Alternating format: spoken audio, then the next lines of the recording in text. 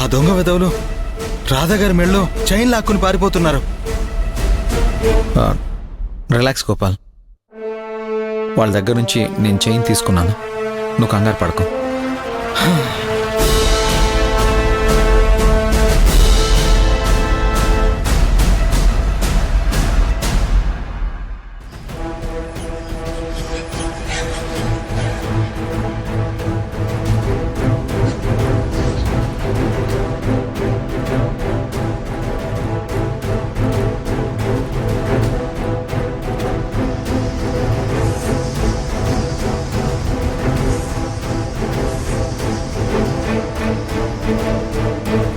చాలా thanks sir.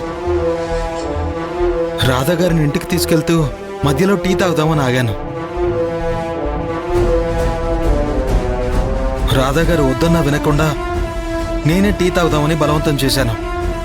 అంతలోనే ఆ దొంగలు రాధాగారి చైన్ మీద కన్నేసి లాక్కుని పారిపోయారు. నా వల్లే ఇలా జరిగిందని నాకు చాలా ఇబ్బందిగా అనిపించింది. కానీ టైంకి మీరు దేవుళ్ళ వచ్చి హెల్ప్ చేశారు. మీ వస్తువు మీ దగ్గరికే చేరాలని రాసి పెట్టుంది కాబట్టే వాళ్ళు నా కారుకి అడ్డొచ్చి కింద పడిపోయారు. న్యాయంగా సంపాదించుకుంది ఏదైనా ఎప్పటికీ దూరం కాదని మా అమ్మ ఎప్పుడూ చెప్తూ ఉంటుంది సార్.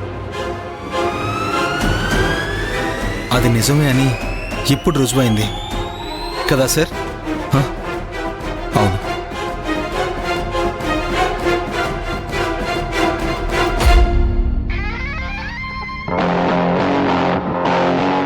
ఏంటి రాధాగారు అలా చూస్తున్నారు?